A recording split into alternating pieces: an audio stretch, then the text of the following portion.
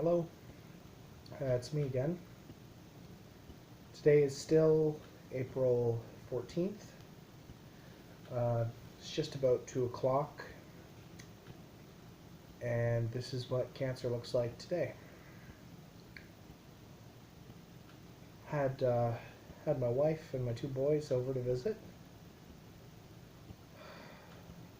That was nice. It was really nice.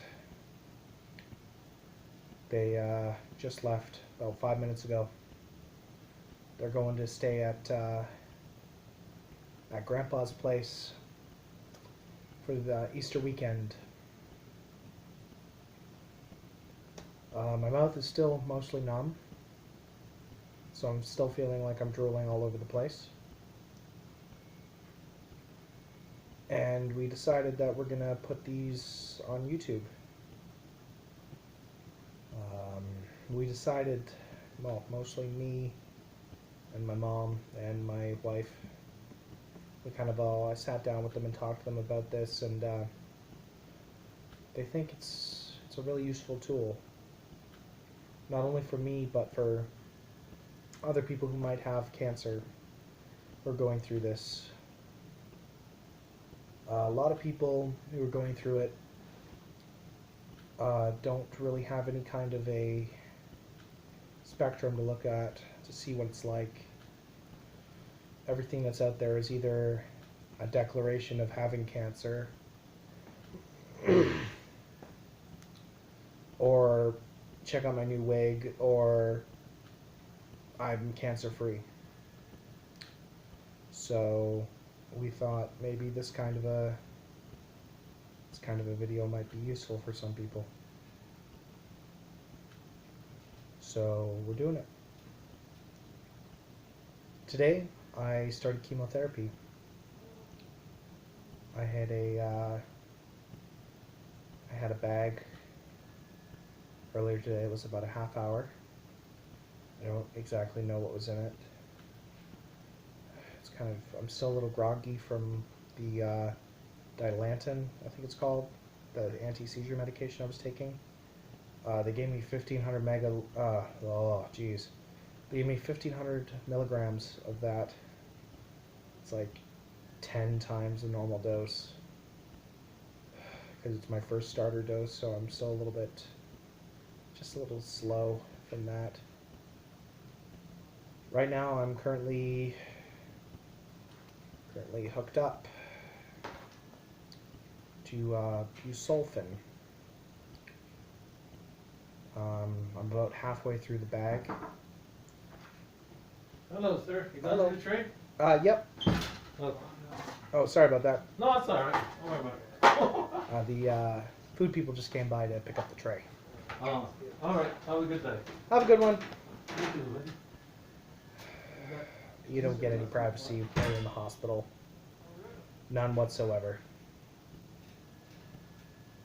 But I thought I'd take this moment to kind of explain what I'm doing and why I'm doing it. I have trouble explaining to other people what's going on. And here I get to voice what's going on, but I'm not actually talking to anybody. I'm talking to a tablet that's currently standing on my food tray with a picture of me on it. So I see I see me. I get to imagine it's another person, like I'm actually talking to somebody about it. Makes me feel a little better. But there's a lot of stuff that happens during cancer that nobody really tells you about. Everything online is either I've got cancer, either somebody saying they've got cancer, or somebody saying they're done. They finally beat it, or it beat them. And it's just hard facts that society likes happy endings more than it likes sadness. I'm not faulting society for that. Kind of am a little bit, but not really.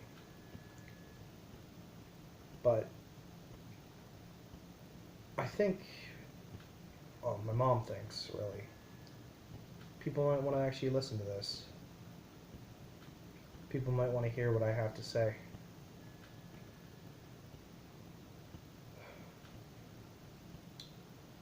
I don't know if she's full of it or if I'm full of it or anybody's full of it. I don't know what's going on. I don't know if I put these up on YouTube and nobody's ever going to watch them. I don't know if it's going to get one view or all the views. I don't really care. This is helping me. I can sit here for 15 minutes a day talking into a little black box with a screen, and I feel like I've actually talked to somebody about my problem. And you know what? If somebody else can watch and learn that it's okay to feel like this, it's okay to feel weak, it's okay to feel like your brain is floating,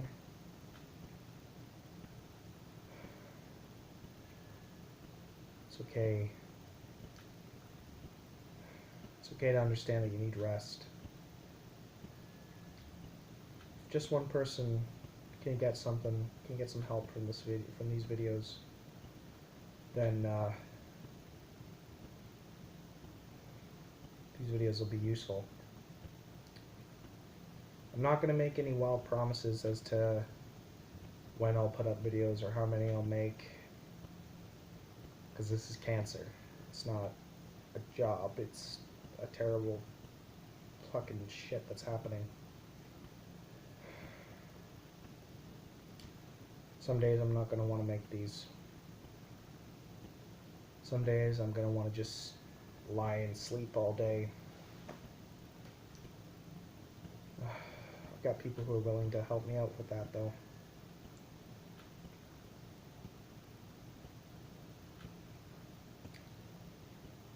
It's a hell of a time, I'll tell you that. It's difficult. I've only just started. It's difficult.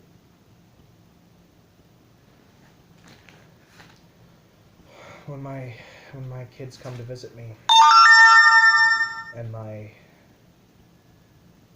2-year-old, who's going to be 3 not too long from now, comes to visit me and he gives me a hug and then sits down to play with his trucks.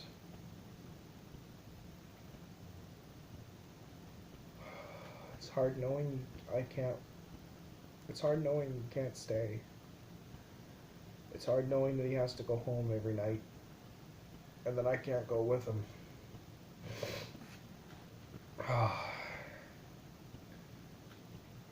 It's hard watching my wife walk out that door every day and when she comes to visit me. Now, I know from your perspective I've only been in the hospital 2 days, but I was admitted back in February for a week, and it was the same thing back then. I hated the feeling of watching them walk away. I hated the feeling of having to stay here while they get to go home. I guess eventually I'll get over it, or just let it fester until I get out, I guess. Well, the room I'm in right now has a bit of a nice view, luckily.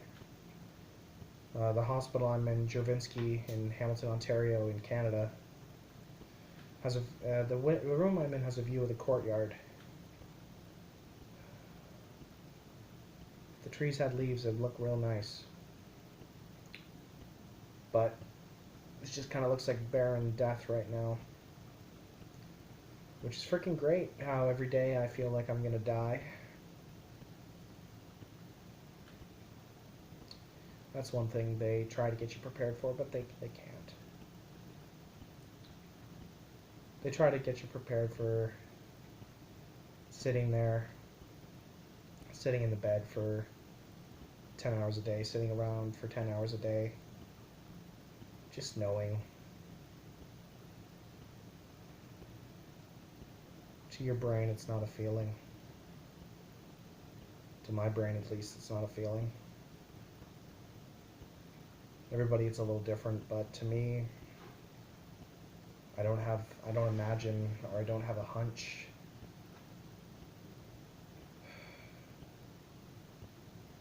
Deep down inside me, I just know.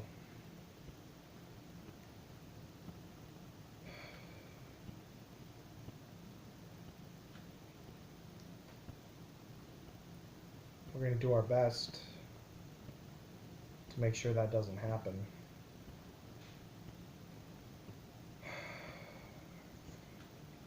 Come to accept that it might.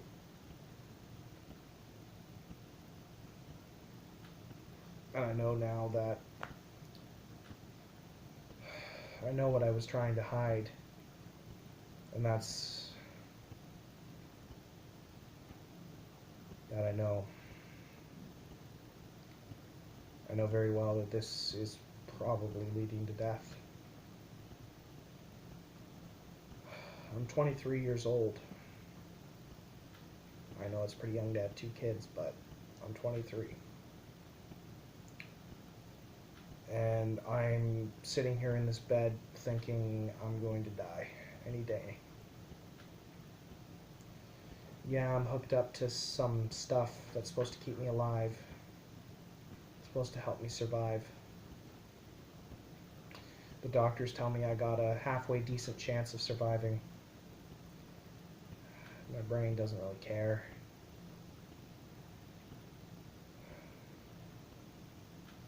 I'm gonna fight like hell to make sure I don't die. But I feel like I'm going to.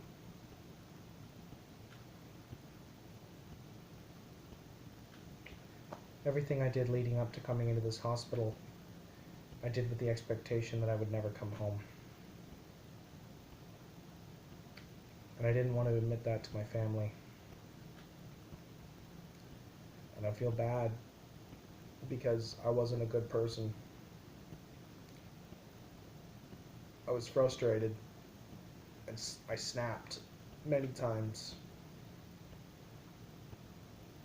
I got angry for stupid stuff because I can't control anything that's going on. I tried grasping for any amount of control I could get, and anytime anybody fought that control, I snapped.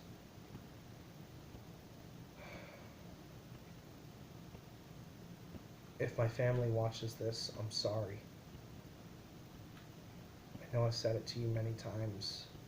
I know I've said I'm sorry, but I am. For all those people who aren't my family, I'm sorry I made you just sit through that, but I needed to get that off my chest. I guess now would be a good time to bring up that I'm not making these videos looking for people to send me sympathy. It might seem that I'm trying to seek attention or trying to ask people to send me best wishes to make myself feel better, but I'm not.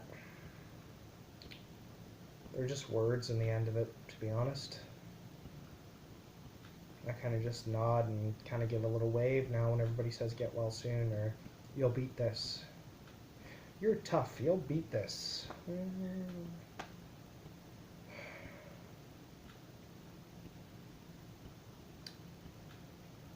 I know a lot of people are going to be like, we got you in our prayers. Whatever makes you sleep at night, to be honest. The gods didn't do this to me, they're not going to fucking fix it. An all-powerful being is not going to fix me just because you say a magic chant to him every night. I'm sorry to burst your bubble, but that's the way I see it. That's the way I've accepted it. And I'm sorry to those people that I just hurt their feelings by saying that. Tough cookies. I'm sitting in a bed with leukemia. Currently hooked up to chemotherapy that's killing a lot of the cells in my body.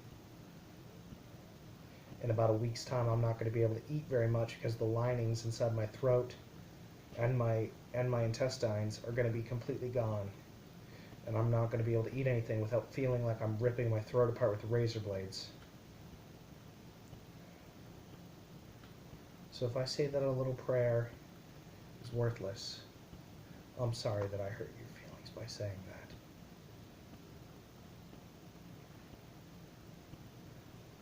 You do whatever you need to do. For all those people who are watching this who are going through it, going through cancer, the people around you are trying to help.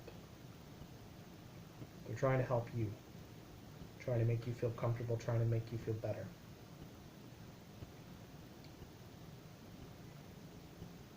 Don't lash out at them like I do, please. They just want to help. And for those who are helping, if your loved one, if your brother, your mother, your father, sister, son, daughter, loved one, whatever they are to you, if they lash out at you with you just trying to help, they don't mean it. This disease sucks. It takes away all control. A lot of the time, there's nothing you could have done to prevent it.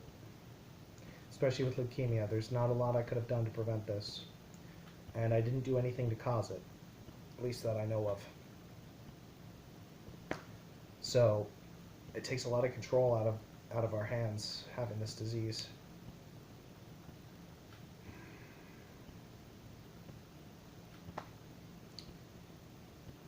So, for all those people who are trying to help anybody out who's got cancer,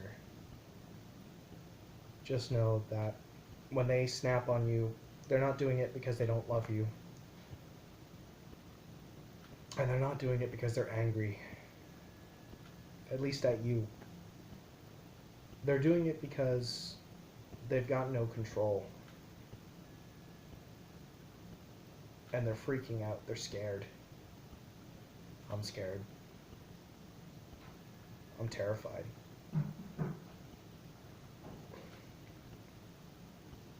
Anybody who knows me knows that I'm not the kind of guy to get scared easily. Hell, anybody who knows me know I'd stand on a guy. I'd stand up against a guy with a gun, no problem. This terrifies me. I've no control. I can't do anything to make this stop. There's no amount of training. There's no amount of knowing what I'm doing. There's no amount of anything I can do to make this just stop. I've got to drop everything and just hope that the people I'm putting my life in their hands know what they're doing and are going to give me what the life I need. And it's scary. It's fucking terrifying.